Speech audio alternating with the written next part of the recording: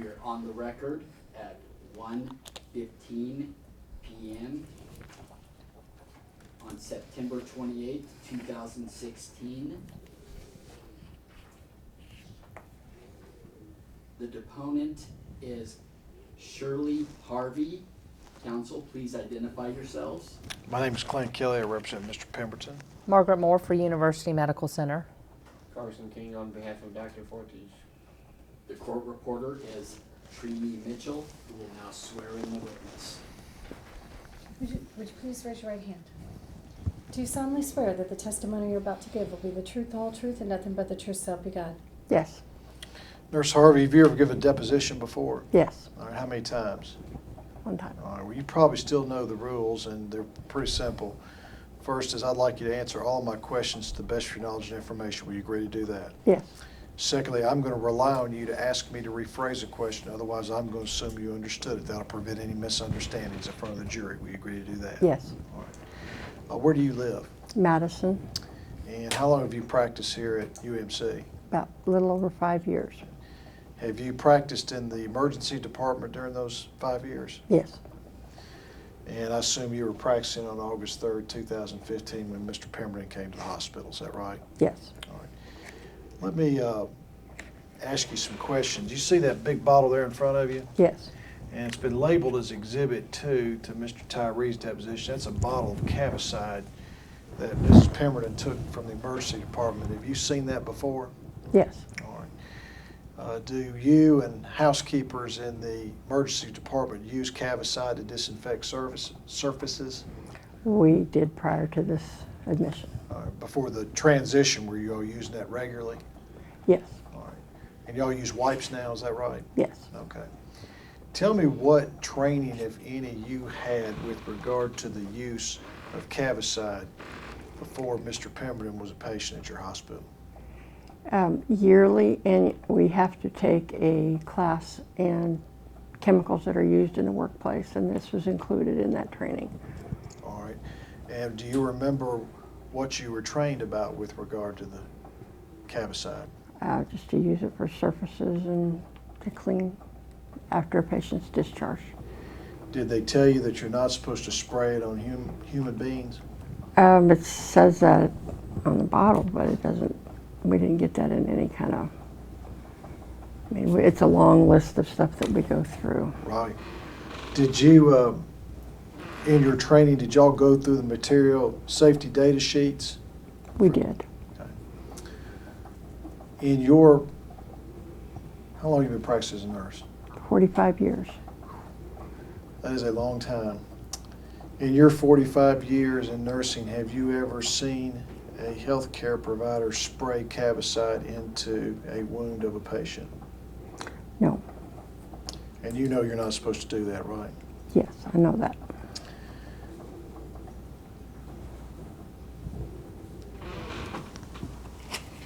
That second bottle there is also a bottle Miss Pemberton took from UMC. Have you seen that bottle before? Yes. All right, and what is that bottle? That is a wound cleanser. All right, and for the record, that would be exhibit number 3. Is that something that you and other healthcare providers would spray into a wound? Yes, it's to clean wounds. All right. Where is let's just ask you this first, where do you all store the CaviCide, or where did you store it? There's a cabinet in every room above the sink. All right. That's usually where it was kept. Okay. Was it sometimes kept in the dirty utility room as well? I don't remember seeing it in there. Housekeeping may have had some in there, but there wasn't out in the open. And how about the small spray, the wound cleanser, is that also kept in the cabinet? Occasionally it is kept in there. It's on our suture cart as well. Sometimes we have to go get a bottle of it to bring it to the room to take care of the wound. Nurse, was there an expectation at the hospital that CaviCide is not supposed to be left out on the counter after it's been used? I don't know. I haven't heard anybody say that. Okay. What would you do after you used it? Put it back in the cabinet. Had you ever seen CaviCide left out on the counter after it had been used?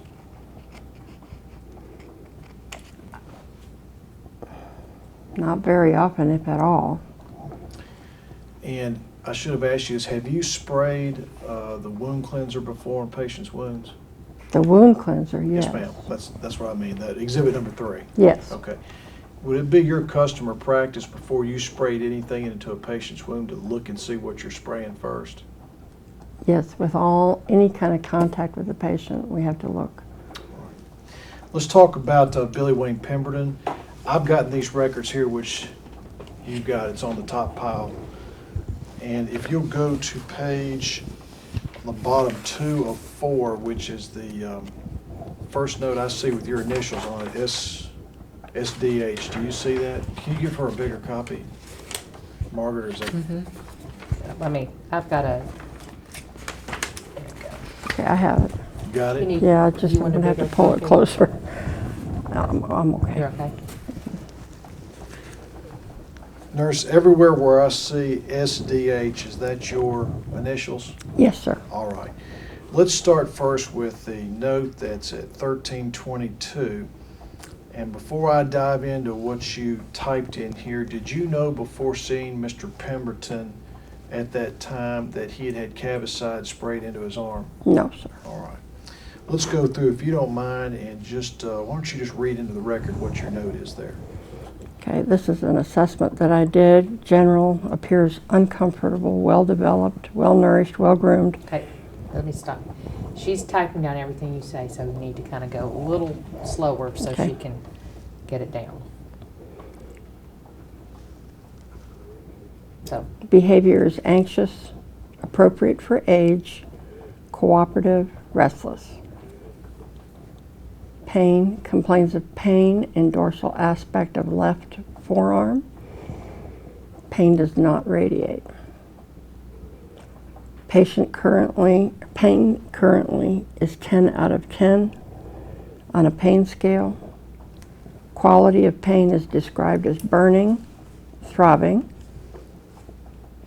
Pain began gradually. Overnight, pain has increased through the night and today. Is continuous, alleviated by none. Aggravated by heat and cold.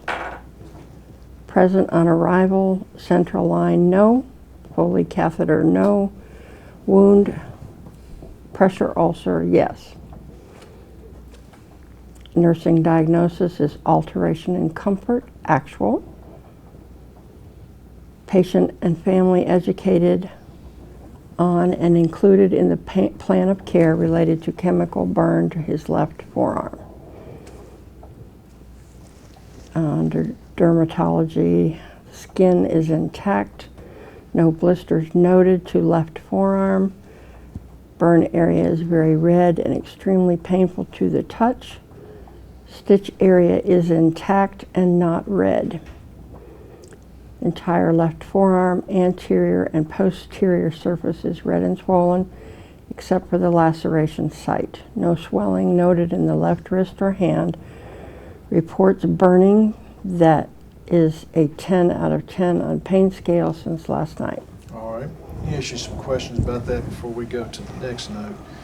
When you say behavior is anxious, what do you mean by that?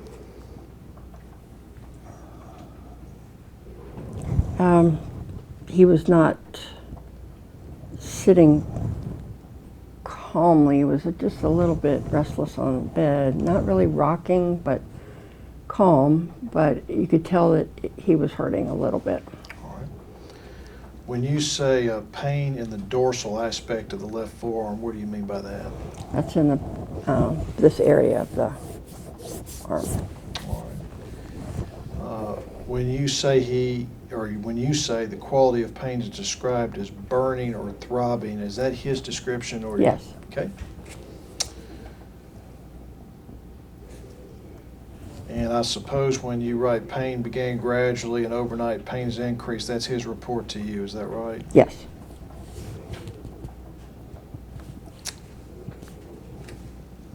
And when you say alleviated by nothing, does that mean that the pain medication he's taking isn't helping? That's what he stated, that nothing was helping the pain. Heat or cold, either one hurts him, hurts the wound? That's something that he stated. Okay. wound, pressure, ulcer, yes. Does that mean you're just saying there's a wound there? Yes. And you've got, for your diagnosis, alteration in comfort. Does that mean that, well, you tell me, what do you mean by that? It's a nursing diagnosis. It's something that we can state for a reason for plan of care. And in his instance, it was a comfort issue. And that's how we state it. Then you've got plan of care related to chemical burn to his left forearm. Who came up with the plan of care related to a chemical burn on his left forearm? Patient stated it was a chemical burn.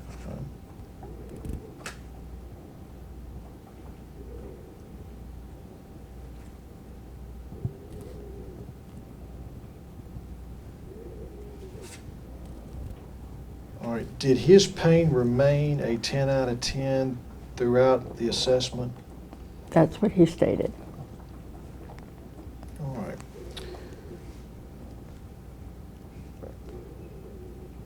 And then I'm going to try to stick to chronological order. If you drop down about halfway down the page, there's a 1330 entry. Okay. And we'll come back to 1444, but you've got patient has correct armband on for positive identification, bed in low position, call light in reach. That's your note, correct? Yes. All right. And he was not alone. He had someone with him. Your next one is 208, and you're just putting in there, I guess, that you're the primary nurse. Is that right? Yes. All right. Next one is 1415 or 215, and tell me what you entered in there. This is wound care. It's dressing was applied. Adaptic ×1, Curlex ×1, applied to the dorsal aspect of the left forearm and palmar aspect of the left forearm. Burn care of first-degree burn to dorsal aspect of left forearm, irrigated with saline. All right. Are you the one that did this, or did Dr. No, I did the Oh. wound care. I used the saline to the site and dressed it. What does adaptic ×1 mean? Adaptic means it's a type of bandage we use. It won't stick to a moist wound, won't pull when you take it off. All right. Next note is at 225, and it's an ED note. Can you read that into the record, please? ED rounding pain reassessment remains unchanged at this time. Call light is within patient's reach, and patient has been educated on its use. Family update, family remains at patient's bedside and has been updated on status of patient's condition. Pending items and/or delays, patient is not awaiting any further diagnostic and/or procedures at this time. Return visit by nurse has not been addressed with patient. At this time, patient's wife requested to speak with Judy O'Gorman or Jay O'Gorman again. Following this, she became very irate and vocally loud to staff. She was upset because her husband could not be seen in the burn clinic on Wednesday, 3 days from now. Dr. Holt and Jay O'Gorman, RN, tried to speak with her, and she became even louder. Her husband, the patient, asked her to step out while his wound was dressed, and she refused. Finally stepped out into the hall and started yelling at the staff about them not taking care of her husband. Patient apologized for her behavior. He stated he was still in pain, but has not had the Percocet very long. Pain medication prescriptions being prepared for home use. All right. Now, were you in the room when Mrs. Pemberton asked to speak with Nurse O'Gorman again? I don't remember. Were you in the room when she became very irate and vocally loud to the staff? I did hear some of the things that she was saying, yes. Do you remember what she was saying? Not entirely, no, because I was concentrating on his care. You got she was upset because her husband could not be seen in the burn clinic on Wednesday, 3 days from now. Is that something she said in front of you? Yes, she did say that. And then you've got Dr. Hope and O'Gorman RN tried to speak with her and she became even louder. Was that happening in your presence? No. Her husband the patient asked her to step out while his wound was dressed and she refused. Did you see that? Yes. Because you're taking care of him, aren't you? I was with him. We were trying to take care of it. All right. And then you mean Mrs. Pemberton stepped out into the hall and started yelling at the staff about them not taking care of her husband? She stepped out of into the hallway and I heard the yelling. I didn't hear what she was saying, but I did hear the yelling. All right. And then Mr. Pemberton is apologizing for her behavior. Is that correct? Yes, sir. All right. And I guess we're waiting for the Percocet to kick in to Yes. get his pain under control. Is that correct? Yes. All right.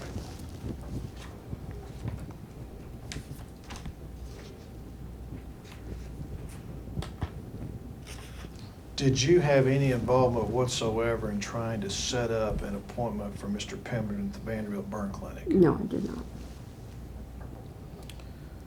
Did you have any involvement in any pictures being taken of No, Mr. Pemberton's I did arm? not. And it looks like you gave him Percocet, or you've noted Percocet being given at 210, is that correct? That's correct. All right. And is that one 5 milligram tablet? Yes.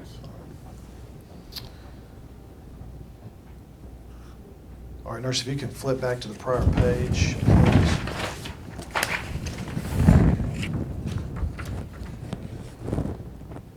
In the chronological order, the next note I have, this looks like the final one, is at 1444. And can you read that into the record, please? 1444, general patient and wife called earlier this AM stating they had been to Summit Hospital and then to Vanderbilt for burn to the forearm. I asked them to return to the ED if concerned. On arrival, patient and wife very vocal and loud, cursing to the previous ED physician. Consent for photograph obtained per patient request of Dr. Hope. Pictures taken and attached to the chart. Patient complains of severe burning to the forearm. No weeping noted, tissue around the wound. All right. At the beginning of this, about where the patient and wife called earlier stating they'd been to Summit Hospital, is that history you were getting from Mr. Pemberton and Mrs. Pemberton? I actually, when we get patient calls to the desk, an RN has to talk to them. We are not allowed to give out any advice over the phone, but I did tell her if she had concerns that she could return to the ER with him. Okay, so you actually spoke to her in one of these phone calls? I do remember the phone call. All right. But I didn't know that it was Pemberton. I knew it was a lady saying that her husband had been seen and she was concerned about the wound that he had. And I said, I can't tell you how to take care of the wound because I can't see it. We're not allowed to give advice, but if you have concern and he was treated here, he's welcome to come back at any time. All right. Do you know if this was before or after Nurse O'Gorman had talked to them on the phone? That would have been before because she was not involved until after they got here. All right. And do you remember anything Mr. Pemberton told you in that phone conversation? I could hear him in the background. I heard a man talking to the lady that was on the phone, but I couldn't hear what he was saying. All right. And then where it's got on arrival, patient and wife very vocal and loud, cursing the previous emergency department physician. Is that something you saw? That was in the triage area. All right. And tell me what you saw. I didn't hear her being vocal until after he was in the room. I was assessing him to begin before the doctor even saw him. Who was cursing the previous emergency department physician? Was it Mr. or Mrs. Pemberton? Mrs. All right.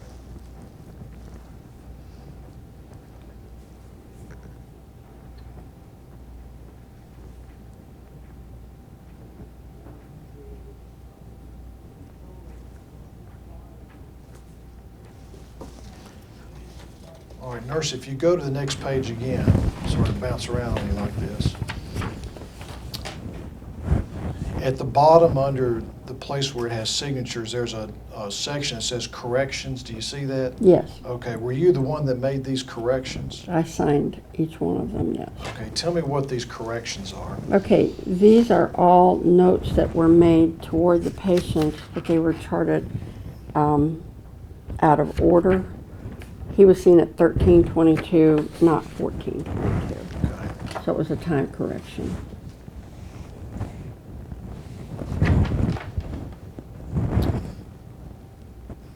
And if you go to the next page, Nurse O'Gorman, excuse me, put a note in here, and it's under the same correction. And what I'm trying to figure out is it says there's two numbers here. It's 1530 and 1524. Mm-hmm. And what I'm trying to figure out is what those numbers represent, if anything. I don't know, you'd have to speak to her on that one, I don't know. Okay. Well, she passed the ball to you, so maybe. You know, the only thing that I can see, again, these are timed as we're doing them, and it may have been entered at the wrong time, and that was a correction in time. Because I believe she was, we called her into the room earlier, it's marked on here when she was called. So that may be why that was put in there. If you go back to the previous page, Mm-hmm. there's an entry of 1540 by you.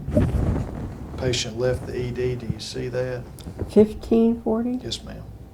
Yes. Okay. Is that the time he actually leaves the emergency department? Generally, no. This is the time when we're finished with the charting of that patient's condition or whatever went on in that visit. Can you tell from looking at this when he left the emergency department?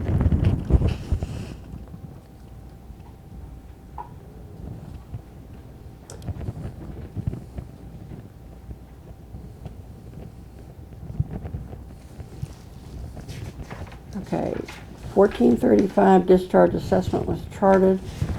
And again, most of the time that is charted after the patient leaves the work area. It says 1430, I was called to the lobby, and that was Judy again. She's talking to the family again. So you think it's about 1435? That's when he left the room that I had him being treated in. All right. As soon as they walk out into the lobby area, we go to the computer to try to finish up our charting. Do you know what his pain level was at the time that he was discharged from the hospital? He told me it was still a 10 out of 10. And he'd only had the Percocet for not even 20 minutes yet. How long does it typically take?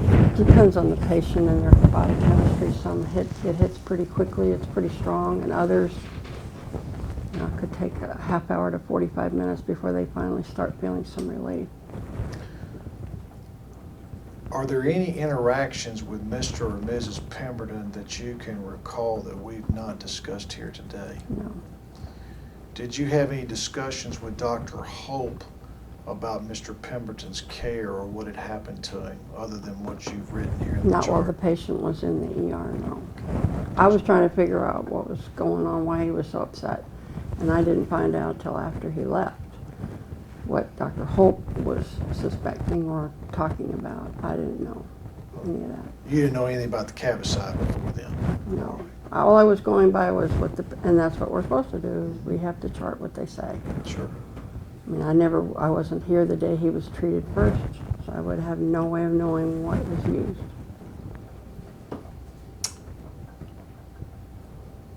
Nurse, that's all the questions I have. Thank you. You're welcome. I don't have any. One moment. Time is 1:39 p.m. and we're off the record.